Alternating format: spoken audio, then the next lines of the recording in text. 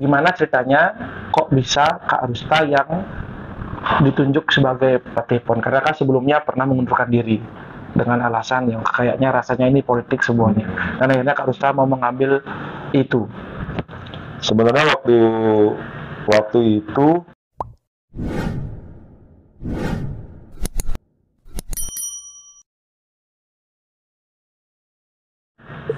itu yang kita ngomongin prapon, uh, kayaknya tim putra tidak dikirim karena tim putri kan peluangnya emang medali kan, karena banyak pemain yang pro lah istilahnya waktu Iya, itu kan. itu kan mereka udah pada main Luar di biasa, Serikandi. pemainnya bagus-bagus semua. Merpati udah Ya, keluar kan. pernah juara, udah pemain nasional semua banyak. Nah, ini kejadiannya sebenarnya sih saya megang prapon tuh juga nggak sengaja ya, karena yang tim putra itu dilempar ke pencak masing-masing. Siapa nih kira-kira yang mau megang gitu. Oh gitu. Ya, jadi Perbasi Balinya waktu itu menyerahkan ke pencak. Kemungkinan karena waktu itu diprediksi tim putra tidak sebagus tim putri. Di apa namanya tuh, dipikir tuh tim putra tuh nggak bakalan lolos lah gitu. Karena kan nggak lolos prapon karena kan di sini pembinaan nggak ada, maksudnya yang di pro juga belum ada segala macem. Oh ya, waktu itu belum ada di Belum ada. Neo Kan minggu di mana? Indonesia Patriot. Ya kan setelah itu, setelah prapon. Oh iya, setelah ya. Setelah prapon, setelah prapon baru kita dilihat pemain-pemain kita. Oh iya, benar. Oh setelah itu ya.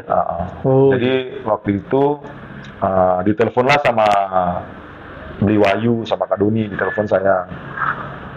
Terus berani nggak megang tim prapon?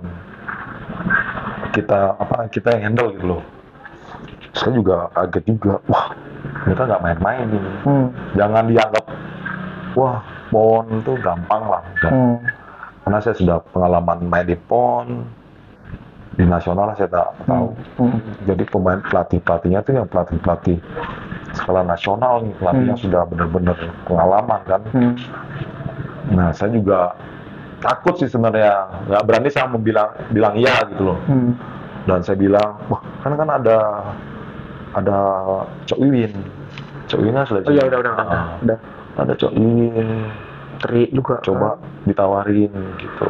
Ya mungkin saya bisa bantu-bantu lah jadi asisten. Saya sempat ngomong gitu. Nah, waktu itu sempat kayak disonding sama Cok, nggak tahu kenapa. Ya mungkin Cok Wiwin juga baru datang kali ya, karena nggak tahu pemainnya siapa segala macem. Mungkin agak ya nggak tahu komunikasinya gimana. Ya akhirnya udah kamu aja terus gitu, Wahyu. Saya juga agak berani nggak ya gitu, agak ragu-ragu juga sih sebenarnya, karena kan ini kita ngomongin bawa nama Bali loh. Ragu-ragu karena bawa nama Bali. Apa ragu-ragu karena kayaknya yang lebih layak dari saya banyak gitu. Ada juga ada itu, makanya saya lempar ke dulu, coba tawarin ke Cok Win dulu. Saya coba tawarin, saya bilang gitu sama Wahyu. Saya karena nggak tahu komunikasinya gimana, dan saya juga nanya, ini gimana timnya? Masalah pemain kan kita butuh lapangan, biaya segala macam, kita cari sendiri terus. Kaget juga saya kan. Waduh, gimana nih gitu. Tapi saya tanya balik lagi ke Wahyu sama Doni kan, kira-kira gimana? Kalau saya sih mau siap pemain sih, saya siap aja gitu dari sisi pemainnya. Nah, sisi pendanaan yang kita pikirin gitu, karena kan nggak sedikit. Itu tuh dananya pasti kalau pesawat, penginapan segala macam kan. Sedangkan Koni belum memutuskan untuk memberangkatkan. Makanya setiap ditanya sama wartawan kan, targetnya apa? Targetnya berangkat dulu aja. Karena kita nggak tahu, dana nggak ada terkumpul. Seiring berjalannya waktu, karena saya udahlah, itu desakan dari pemain sih sebenarnya. terutama si Winston nelfon saya, Kak, kirim nggak Bali prapon nih, saya ditawarin sama daerah lain nih. Itu yang saya bikin, masa pemain saya waktu kecil Binaan sendiri. masa main di luar gitu loh. Dan kesempatan ini sudah ada di depan mata, tapi kan kita balik lagi, dana ada nggak nih? Ya syukurlah kita punya teman-teman yang totalitas di basket, benar-benar cinta ya, mereka mau nyari duit, terutama Kak Doni ya, Kak Doni sama gua nyari duit kemana-mana, akhirnya terkumpul berapa lah. Itu pun masih kurang ya menurut saya. Kita tuh ya, kalau biar ya tahu, ya ada pelatih yang curhat tentang kenapa nggak pernah ditunjuk. Nah, sekarang saya balikin lagi, mau nggak sih waktu itu ya, mau nggak sih kalau ditunjuk sebagai pelatih nggak dibayar? Berarti Kak Rustam nggak dibayar? Waktu itu kita nggak dibayar. Waktu itu kan saya tanya, saya ajak Teguh sama Madi Indra kan, karena mereka sudah pernah di pro lah, maksudnya biar semangatnya dapat gitu loh, semangatnya dapat. Nah, kita sama-sama belajar, saya komunikasi. Nah, tapi kita nggak dibayar nih, gitu. Tapi kita harus komitmen karena kita sudah dikasih tanggung jawab membela nama Bali. Gitu. Berarti kan kalau misalnya kata-katanya harus kembali ke Pencap, berarti kan tergantung Pencapnya dong, milih siapa, dan itu hak dari Denpasar yang pada saat itu yang mau, dan akhirnya Kak Rustam yang diambil. Jadi kayak tadi yang biasanya orang-orang bilang nih, kok Kak Rustam lagi, ya memang itu haknya Denpasar kan yang memilih Kak Rustam gitu. Dan Kak Rustam kalau misalnya dengar komen negatif itu kayak gimana? Ya waktu itu sih saya nggak mendengar ada komen negatif ya, saya fokusnya gimana Bali ini mengirim tim prapon terutama yang putra gitu, karena saya membina yang putra. Ya mungkin ya lama-lama dengan waktu kan pasti ada omongan yang begitu kan. Ya itu yang kita pernah saya cerita ya, karena yang saya ajukan dulu tidak, ya kemungkinan ada miskomunikasi, ya akhirnya saya ditunjuk gitu. Itu yang nggak sengaja istilahnya gitu loh.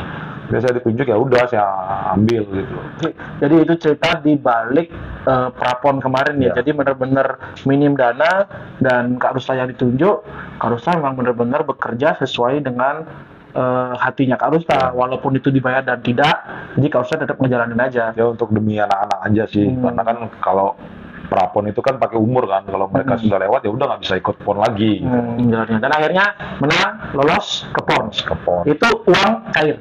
Apa masih sama, harus mencari lagi uang cari itu hanya untuk kita balikin lagi untuk menutupin yang kita pinjam itu lah kan. Kita kan ngalih dana kan pinjam dulu, kasnya Denpasar dipakai segala macem. Gitu. Kita balikin lagi ya, syukurnya kita adalah untuk balikin uang itu gitu loh. Kemudian kita lolos, dan lolos pun juga nggak langsung, karena waktu itu kan ada wacana yang tidak kemungkinan besar mendapat medali kan tidak diberangkatkan. Nah itu kita jadi mikir lagi nih, waduh kasihan ya anak-anak sudah lolos segala macam tapi nggak jadi berangkat. Itu balik lagi wartawan ditanya gimana targetnya kita lolos, kita diberangkatkan dulu aja lah. Untuk ininya kita nggak tahu lagi.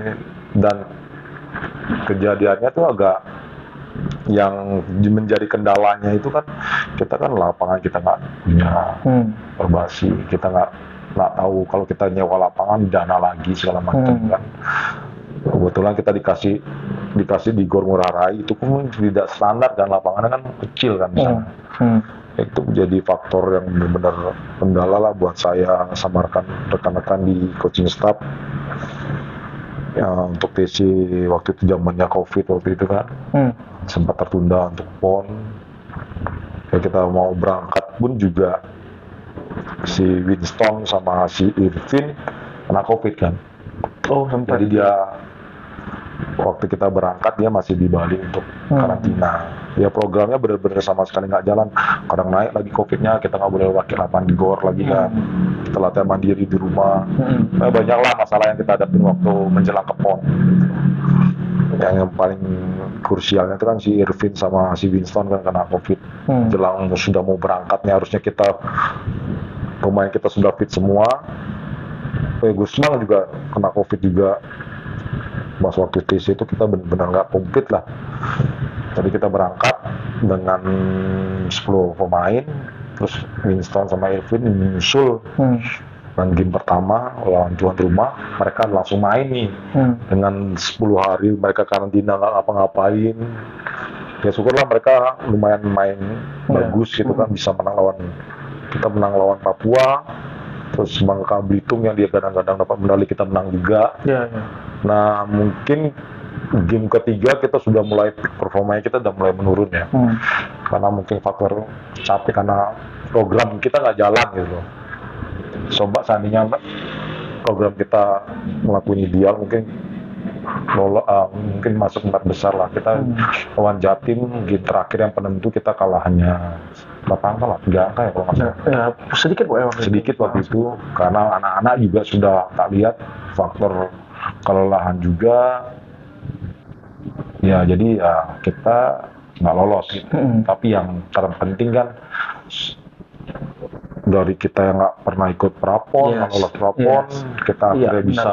Benar-benar ke depannya mengembalikan nama Bali itu. Kita jadi diperhitungkan lah di kancah nasional kan, karena pemain-pemain kita kan mereka sudah mulai punya standar nasional. Ya, dan itu pun juga jadi show off-nya Bali ya, akhirnya pemain Bali kelihatan yang cowok-cowok, dan setelah itu IBL mulai Winston, Irvin, Neo, terus akhirnya di session berikutnya Gus Nanta yang masuk IBL, masuk radar, dan sekarang nama Bali juga diperhitungkan. Dan kemarin di Pomnas juga termasuk katanya Felix diperhitungkan juga Balinya karena pemain-pemainnya bagus.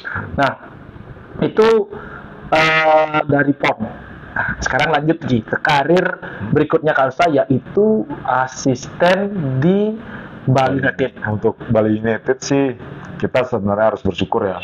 Bali United, benar.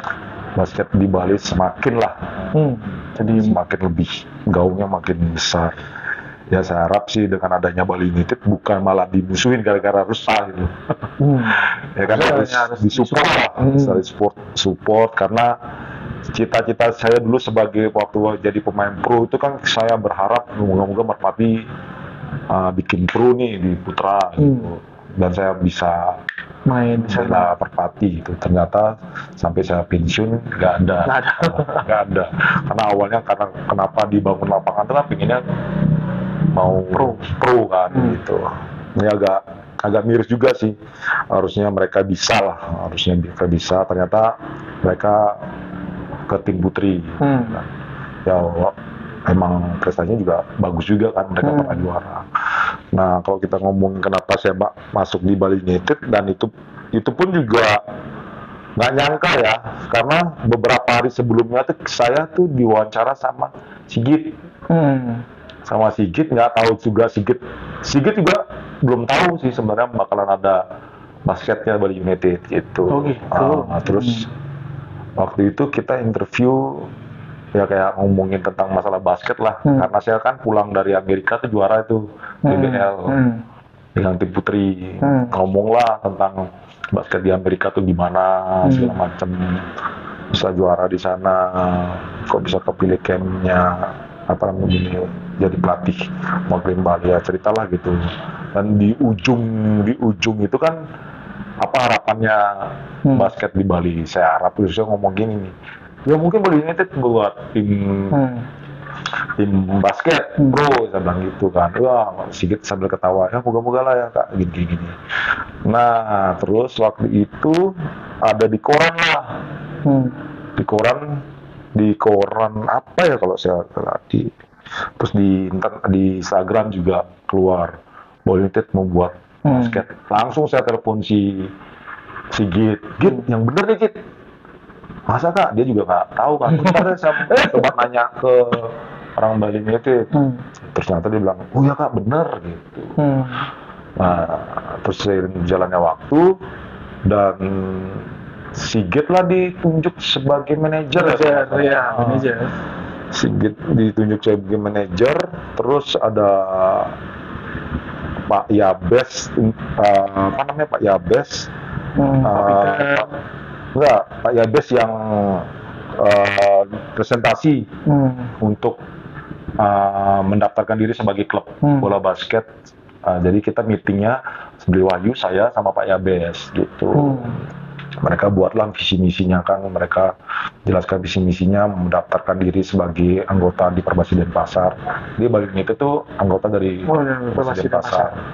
Mereka presentasi terus, nah dapatlah ngobrol tentang pelatih. Siapa kira-kira pelatihnya? Dewa bilang yang ditunjuk nanti gitu. Kira-kira ada rekomendasi nggak? Pak Yabesnya ngomong gitu. Di Wahyu ngomong ini sebelah saya Pak gitu kan, terus saya juga kaget juga kan, bisa saya gitu kan, karena kan masih banyak adalah kayak saya anggap diri saya kan masih belajar lah gitu loh, buat belajar. Nah terus saya juga nggak kepikiran untuk mengirim CV waktu itu, ngirim CV. Terus ada pelatih nasional Coach Bedu, kontak-kontakan lah sama saya, lu nggak ngirim CV terus gitu. Buat Bali United, wah kayak gue belum pantas nih lu. Jadi pada luar tuh semua pada banyak karena ngirim CV segala macam. Pelatihnya saya dulu waktu di Kalila, saya bos juga sempat kan katanya segala macem. Nah Gus Bedu ini ngomong ke saya, wah lu parah Gus, ini kan Bali United di rumah lu, masa lu jadi penonton, sedangkan lu kan sudah merintis sudah lama nih, maksudnya membina pemain lu sampai ke Prapon segala macem, nah gitu. Dan omongan itu yang saya pikirin malamnya kan, yakin nggak ya, udahlah. Saya kan juga mikirnya, interview segala macem. Buatlah saya CV waktu itu dibantu sama Di Wahyu. Bikin CV yang simpel aja, kirim langsung ke Bali United. Saya kirim ke Bali United CV-nya. Terus saya komunikasi sama Sigit, Git siapa pelatihnya nih? Kemarin sih sempat nama lu kak diomongin gitu. Karena beberapa pelatih nasional, nah BU ini kan pengen bawa pelatih lokal nih, pelatih lokal untuk di BU. Nah pelatih yang nasional yang sudah di ABL itu diwawancara kan, ternyata mereka kira-kira kalau coach mau jadi head coach, ya kira-kira siapa pelatih yang coach kenal, pelatih lokalnya. Kebanyakan menyebutkan nama saya gitu. Mungkin di sanalah nilai plusnya saya, maksudnya manajemen juga ngelihat kok semua nih nunjuk Ustaz nih ya. Akhirnya saya ditelepon sama orang asistennya Pak Yabes gitu. Saya telepon diminta interview ya, saya ngomong lah, saya cerita. Pak Pilmon yang interview sama Pak Yabes, interview lah saya, sudah gimana pengalaman segala macam. Tanyalah kemarin megang pon katanya lolos ya, karena kan sudah ada ininya. Kemarin sempat ke Amerika megang, ya saya megang di sana lah ya prestasinya saya yang saya bilang gitu.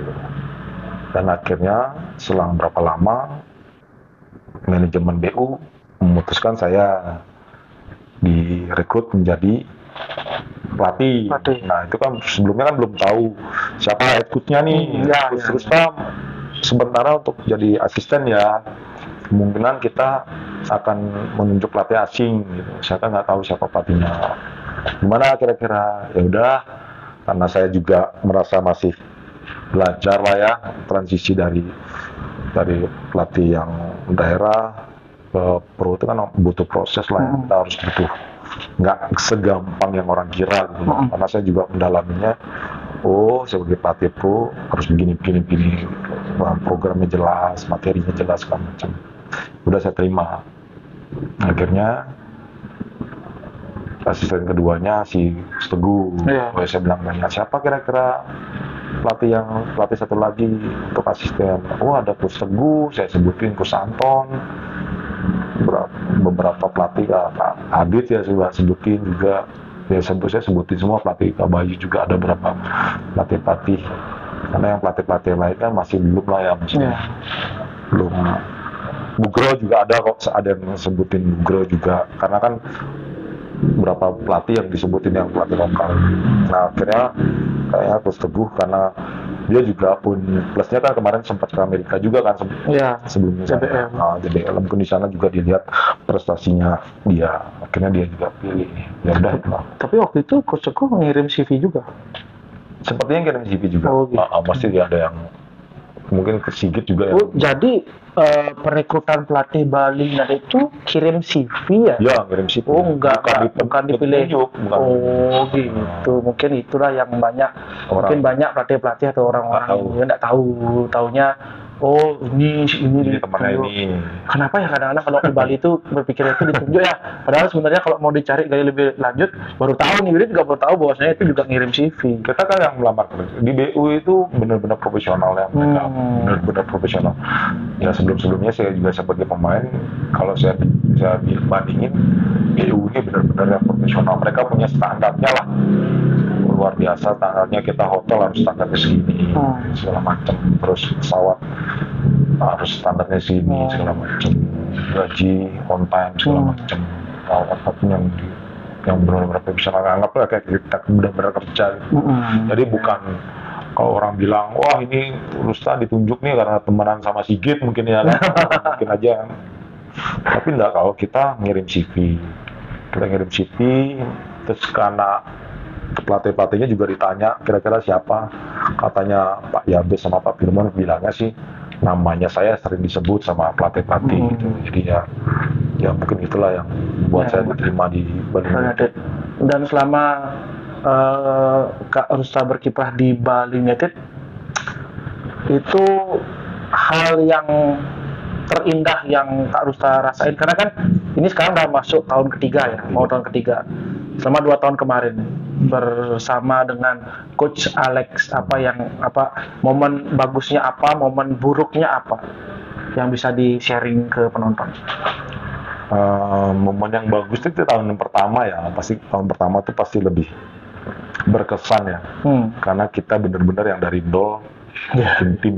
Iya sih itu benar-benar greget banget.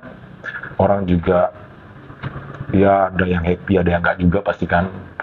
Ada yang karena hasil kita nggak lolos playoff segala macam. Tapi kalau saya boleh cerita waktu di yang pertama ikut BU itu benar-benar pemain-pemainnya yang muda-muda semua kan, pemain prapon semua saya bawa. Lalu sebelum ke sana, untuk pemilihan pemain tuh yang milih siapa? Yang pertama itu diserahkan yang rookie-rookinya ya, diserahkan ke saya sama Coach Teguh. Saya dan Coach Teguh kita ngadain seleksi nih. Kita ngadain seleksi karena dengan tujuan kan emang kalau kemarin kan Bali United bilang untuk basket Bali lokalnya lah diutamakan, local pride-nya. Nah kan itu juga sudah mendekati dengan Prapon kan, Prapon. Nah kalau saya berpikiran kan ini anak-anak ini kan beberapa emang serius di basket gitu, dan peluangnya besar untuk benar-benar di pro gitu. Emang saya seleksi yang emang benar-benar orang-orang yang kalau sudah kita ngomongin Prapon itu kan yang terbaik lah ya. Walaupun di luar juga ada, mungkin tidak maksudnya ya standarnya emang bagus, tapi kalau di pro mungkin agak keteteran ya, mungkin karena EQ-nya segala macam, nggak bisa main sembarangan lah kalau di pro. Anak-anak ini yang Prapon ini kan emang benar-benar yang sudah saya siapkan lama kan. Nah dengan harapan nanti di PON mereka sudah matang. Kita masuklah, ada Onge segala macam kan, karena pertama ke sawah. Ya kita itu yang benar-benar kayak yang kita kekeluargaan banget lah gitu maksudnya. Sedih, kalah sedih, kita menang, kita benar-benar yang happy banget lah gitu. Ya walaupun kita menit-menit terakhir kita nggak lolos playout kan gara-gara Garuda waktu itu kalah sama PPG kan Kayaknya. harusnya. Kayak main sabun. kayak main sabun. Nah, feeling Jadi kita sih. ya itu senangnya, terus sedihnya ya itu kita nggak lolos. Karena peluang kita besar banget yang ada, kita Jericho masih ya bikin kaget lah tim-tim keluar, Ya, benar, tim lama kita Benar. squad yang baru bisa hampir lolos lah di Nah, playoff. kalau Rusta sendiri dapat ilmu nggak dari Coach Alex di Bali United untuk tambahan pengalamannya Kak Rusta? Kalau dari segi pelatihan sih mereka kalau Coach Alexis hubungan kita personal tuh baik, dia orangnya care banget sama pemain, kayak kalau cedera tuh benar-benar nggak boleh dipaksa, lu harus istirahat lu gitu, kayak gitu. Dia benar-benar maksudnya menjaga pemainnya gitu. Terus materi-materinya dia, drill-drillnya dia, ya emang baru-baru juga saya dapat gitu. Saya banyak belajar dari dia, drill untuk basic-basicnya lah. Kalau fundamentalnya paling penting kan di basket, itu yang saya lihat. Ya mungkin ada beberapa hal yang kita tuh tidak nyambung mengenai keputusan-keputusan di lapangan ya, kayak time out, saya ngasih masukan ya, dengerin pergantian pemain, nggak didengerin. Ya mungkin yang itu yang kita komunikasiin kita nggak bagus gitu loh. Jadi kayak time out harusnya kita rembukan dulu, ambil time out nggak, ini ganti nggak. Keputusan itu yang bikin kita wah ini nggak bisa diajak kerjasama nih. Tahun kedua juga penentuan pemain juga beberapa pemain kita kan dilepas nih tanpa pengetahuan asistennya gitu. Jadi kita ini dia dilepas. Ya sedih juga sih karena ada Winston dilepas. Iya, itu kan makanya saya juga agak heran kok Winston tuh dilepas lalu ya kalau Onge mungkin karena faktor kuliah ya mungkin ya. Apa memang dilepas sih waktu itu? Ya kata misalnya sih tidak standarnya dia lah, permainannya dia, jadi dia dilepas. Kalau sekarang sih kalau kita bandingin sama Kustoni sih, Kustoni itu apa-apa pasti harus dirapatkan. Pasti dia nanya pendapat kita berdua, ada asistennya, ada latih fisiknya, selalu dikomunikasikan lah. Jadi ya itu yang mungkin membedakan ya. Nanti kalau yang di lapangan itu kan coach yang menentukan, tapi pasti selalu minta nasihat lah, maksudnya masukan dari asisten-asistennya. Nah, berhubung ngomongin tentang Bali United, berarti kan Kak Rusta kan sebenarnya jobnya banyak nih. Latih di Semansa, ngelatih di Akademi Elit masih dong, otomatis masih jalan. Iya, kalau libur aja sih. Kalau libur dan di Bali United itu gimana ngebagi waktunya? Kan pasti ada beberapa yang harus dikorbankan kan, nggak maksimal kan, dan apakah itu juga menjadi berimbas di DBL Semansa kalah dan akhirnya di luar sana lagi kembali suara-suara sumbang tentang Kak Rusta yang melupakan Semansa. Nah itu gimana pendapatnya Kak Rusta?